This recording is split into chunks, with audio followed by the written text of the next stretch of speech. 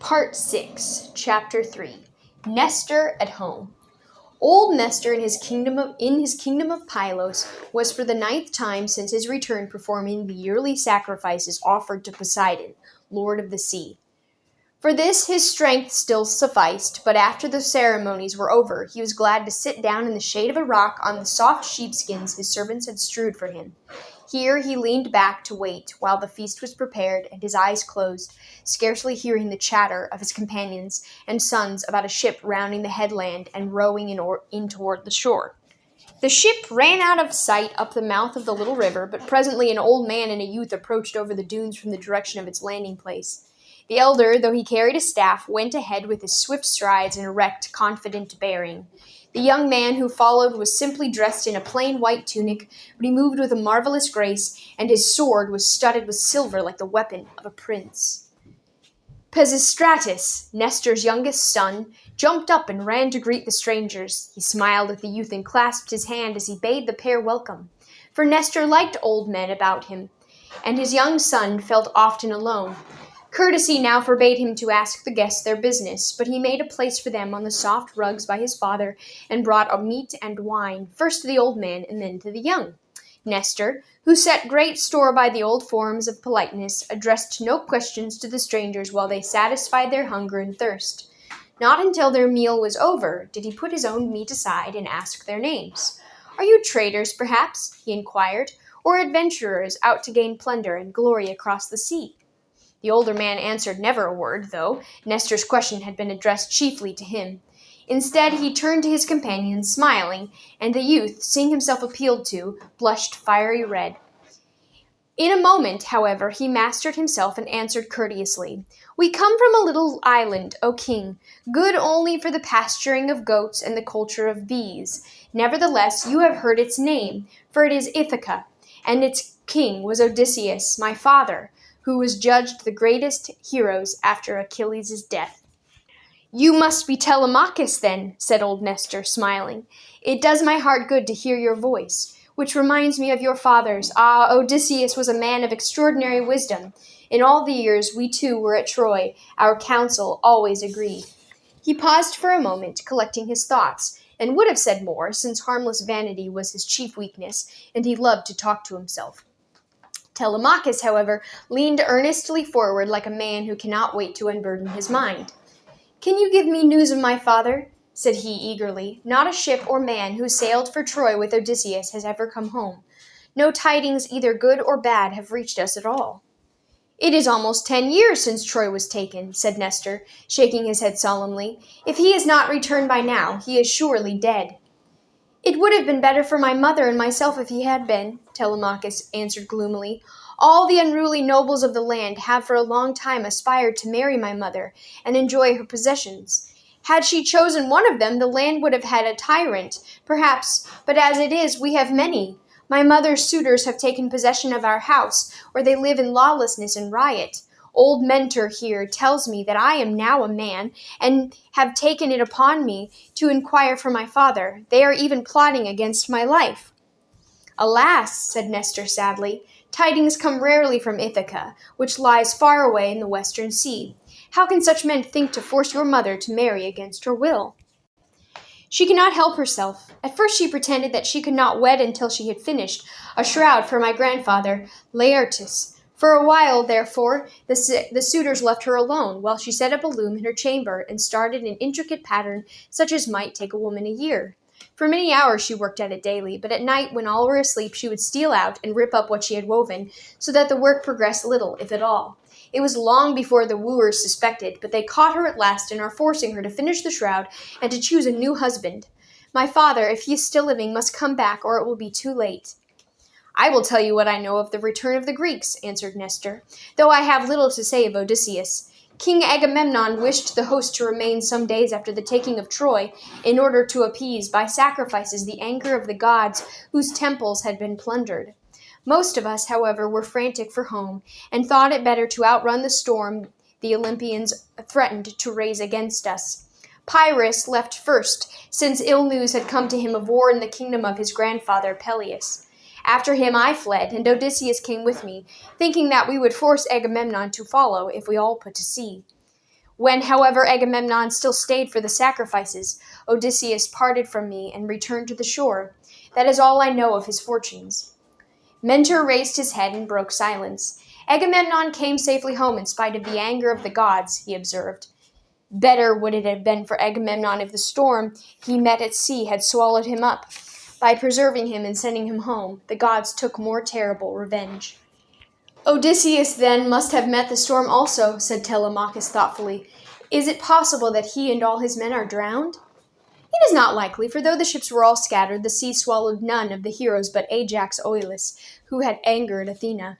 Most of those who perished were lured onto the rocks of the Palamedes' father, Naphilis, who lit beacon lights to deceive the ships, seeking shelter from the storm. Naphilis did this in vengeance for his son's death, which we all know came about through the agency of Odysseus. If therefore Ithacans had been wrecked along these coasts, Naphilis would surely have boasted openly that his enemy was dead. Who else was caught in the storm? Fair-haired Menelaus was driven over the waters to Egypt and did not reach his home, they say, for 7 years. He has wandered far and may have news of your father, with no other hero is likely to have gained. Philoctetes sailed ahead of us with Pyrrhus. Diomede was close behind me and also escaped the storm. Even Teucer reached Salamis safely, though his father drove him away again with bitter reproaches because he had dared to come alive while Ajax, his brother, was dead. It is best, then, that I go to Menelaus, declared Telemachus, musing. Before I make this journey, however, you must tell me how things stand in Mycenae and Sparta. Has Menelaus avenged the murder of his brother? And is he the master in his own land? Clymnestra, said old Nestor thoughtfully, shaking his white head over her name. She would never have ruled Mycenae if Menelaus had come home. As it was, she was slain in the 7th year by Orestes, her own son and Agamemnon's, who they say was driven out of his mind by the horror of his deed. Menelaus dwells at peace with Helen in Sparta. I wonder if she is as beautiful now. Telemachus smiled unbelievingly. My father wooed her once, he remarked, but that was over 20 years ago. Mentor stirred a little and drew his cloak about him. The sun is going down, said he. Let us pour our last cup of wine on the sand in Poseidon's honor before Telemachus and I return to our ship. May the gods forbid that you should sleep aboard a ship, as though you had come to visit a man who had neither beds nor blankets, cried Nestor hastily. Never while I or my children live shall a son of Odysseus be turned away from my house. Tomorrow I will give you a chariot and horse, while Pisistratus will gladly guide you to the palace of Menelaus, which lies inland. I am too old for the jolting of a chariot, agreed Mentor. Let Pisistratus go with you while I return to the ship and reassure the seamen. Do not be surprised if I am gone before you return, for I have set you on the road to find your father, and I have other tasks to do.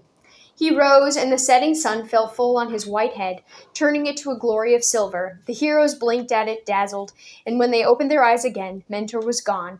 In the distance, a great black eagle went sailing down the wind. Some god has brought you on this journey, said Nestor to Telemachus in awe. Take courage, for now I know that you will find your father, since the immortals themselves are guiding you. Part 6, Chapter 4. In the House of the Swineherd. Eumaeus, the king's swineherd, was sitting in the doorway of his house, busily cutting new sandals for himself out of a good, tough piece of oxhide, rejoicing in the solitude and quiet of noon. 3 of his herdsmen had driven out the swine to root for acorns under the oaks of Corax, while the 4th had gone into the city with a fat pig for Penelope's wooers, who demanded supplies for the herds of Odysseus every day. With a sudden howl, one of the dogs raced over the yard to the gateway, followed by the rest of the snarling pack. Eumaeus threw aside his work and jumped up in time to see them fall on a white-haired beggar who was coming slowly up to the gate. The stranger seemed used to dogs. Instead of resisting, he dropped his staff and sat down placidly on a small rock by the side of the path. The dogs hesitated for a moment, puzzled, and before they had made up their minds to attack, Eumaeus scattered them yelping with a shower of stones. Come in, old man, he called out, panting. My dogs are trained to be savage with strangers, so that it is well that you did not strike them, or you might easily have lost your life. Tell me how you came to be wandering on this little island where every man is known to me by sight. The beggar followed his host into the hut and sat down on a thick goatskin rug the swineherd spread for him. "I was always a wanderer," said he in a deep, musical voice, at the sound of which the swineherd turned and looked at him curiously. "I was at the siege of Troy, but when others went home, I alone met further adventure. I have passed by enchanted islands set in strange blue seas, where men have been bewitched of their memories or changed into groveling swine. I have crossed the great whirlpool Carbidus, which suck whole ships into its gulf, and journeyed as far as the land of perpetual twilight that lie at the ends of the earth. I have even dined on a brazen island with Odysseus, king of the winds, who imprisoned all but the breeze that blew homeward and gave them me tied in a sack. My last adventure has cast me up on your island, through which I am wandering to the city to beg my bread." Surely if you have traveled so far, you have heard of our lost king, Odysseus," inquired the swineherd eagerly. "I know well enough that his bones were washed clean long ago on the floor of the ocean, and are now silted over with sand. Odysseus is certainly dead, and it would be far better for Penelope to know this than to let the land fall into hopeless confusion while she waits for our Lord to come home." "Odysseus is not dead," said the old man with certainty. "A short while ago I was guest in a country through which he had lately passed on his long homeward journey. I may have reached Ithaca ahead of him, but before the old moon wanes once more, he will surely return to take vengeance on those who have dishonored his house." "How like that it is to a beggar," retorted Aeneas scornfully. "Well, you know that Queen Penelope will richly reward a man who brings her such a tale. Odysseus is dead, I am sure, and you had best keep your story to yourself, lest you fall foul of Penelope's suitors, who show little respect for gray hairs." The beggar shrugged lightly. "Well, I think I will go to the city," he declared. "I am too old to work for my bread, and you cannot supply me with clothing, though, as you see, this garment will soon fall off my back." Aeneas shrugged in his turn, and changing the subject began to complain of the suitors and of how the flocks and herds of Odysseus had dwindled to half their size. "With my own hands I have fenced in this courtyard and built my house and these sties," he declared. "I have even bought my own servants to help me, since there Penelope cannot oversee these affairs. My master would have seen to such matters himself, and not have left me to struggle unaided. Small wonder that men like Melanthius, the goatherd, make their fortunes by serving the wooers in the palace and neglecting their herds."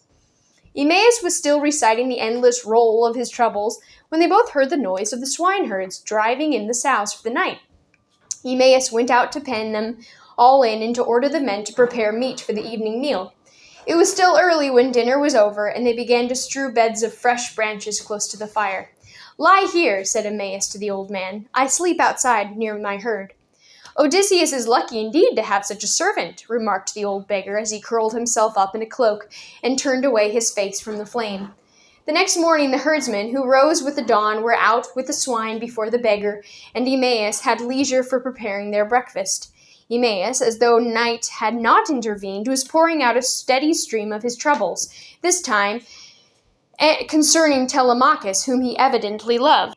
"And so he took the ship and made off in secret to look for his father," he was saying, "and the wooers have sent out a ship to ambush him on his return, so that we all fear for his life."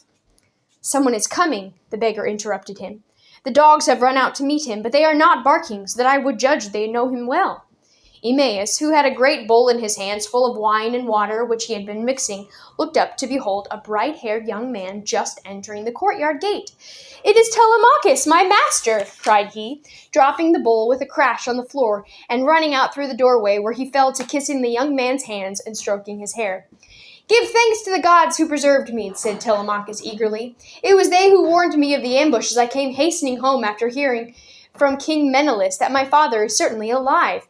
A god bade me land on this side of the island and come to your hut instead of to the city, where the wooers might still threaten my life." "That is very well," replied Aeneas, "for it happens by chance that I have an old man in my hut, a poor beggar who may take any message to Penelope without being suspect." "It is better that Aeneas go himself," said the old man, appearing in the doorway, "for Penelope knows him. Moreover, he can warn your best friends among the townspeople to protect you, so that tomorrow you may go openly home."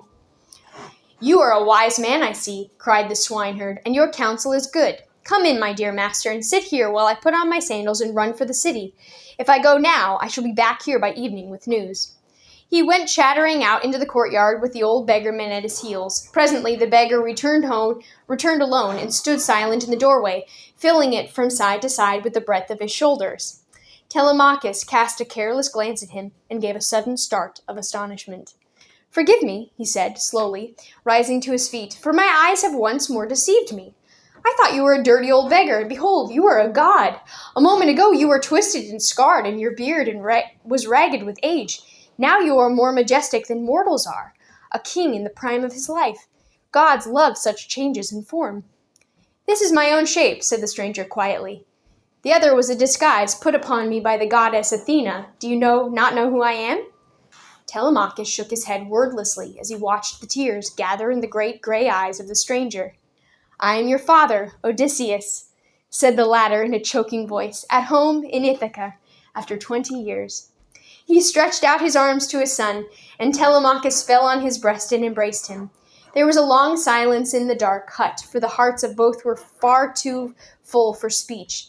At last, however, Odysseus led his son to a seat by the wall where the swineherd had laid thick goatskins over a rude settle of wood. "Sit down, my son," said he, "and leave all your questions for later. You and I must plan the death of the suitors who have brought so much evil on our house."